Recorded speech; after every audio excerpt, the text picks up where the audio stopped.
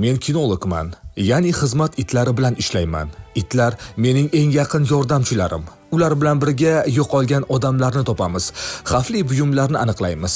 Itlar juda aqlli va sodiq bo'ladi. Faqat ularga ishni mehr bilan o'rgatish kerak. Biz jamiyat xavfsizligi uchun xizmat qilamiz.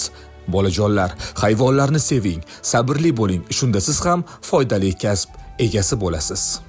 Men sapyorman. Mening ishlarim juda ehtiyotkorlikni talab qiladi.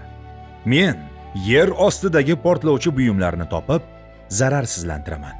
Bu ish oson emas, chunki birgina xato katta xavf tug'dirishi mumkin. Lekin men bilamanki, har bir tozalangan joy bolalar bemalol o'ynashi, odamlar tinch yurishi uchun.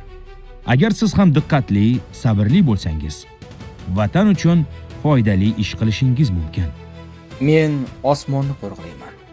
Samolyotni boshqarish juda mas'uliyatli. Chunki men yurtimiz xavfsizligi uchun parvoz qilaman. Ba'zan balandda, ba'zan qiyin ob-havoda uchaman. Lekin bilamanki, tinch osmon eng katta boylik.